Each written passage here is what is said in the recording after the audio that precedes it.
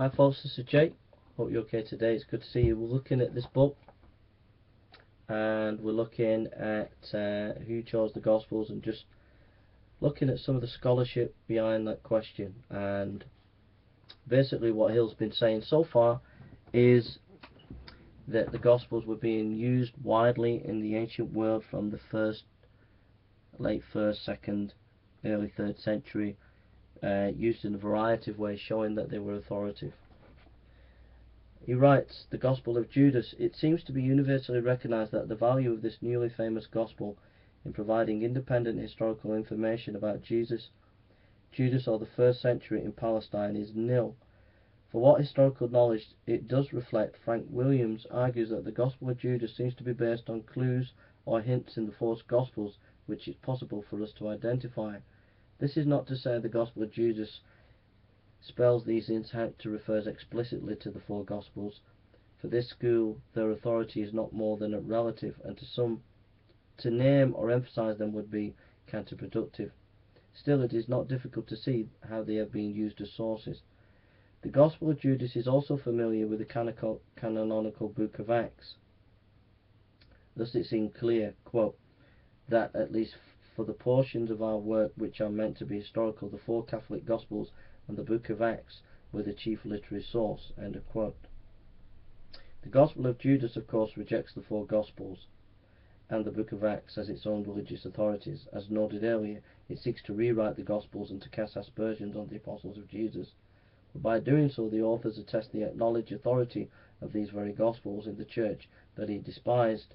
By the time the Gospel of Judas was written, one was not going to get very far without someone dealing with them. With the publication of the Gospel of Judas in 2006, many were excited about its potential to prove to an assumingly uninformed public once and for all something scholars have known about for a very long time, the wide diversity that existed among claimants of the name Christian in the 2nd century. It is something of an irony then that one of the most telling contributions of the Gospel of Judas to our knowledge of early Christianity, besides showing us a group who voiced its opposition to apostolic Christianity with particular vigour and vulgarity, just might be its witness to the existence and authority of the canonical Gospels before Irenaeus. In a general way, we see a similar dependence on the four Gospels in other 2nd and 3rd century literary productions from Gnostic circles. While we cannot say regarding each Gnostic document that it knows all four canonical Gospels, it is at least the framework of Jesus' life provided by these Gospels that it assumed in the several attempts to supplement or supersede them.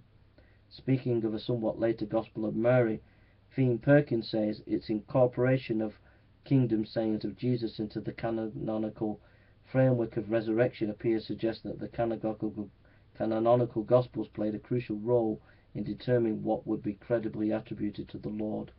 Speaking more generally, she says what is to count as revelation must be recognizably associated with the canonical text, i.e. the four Gospels.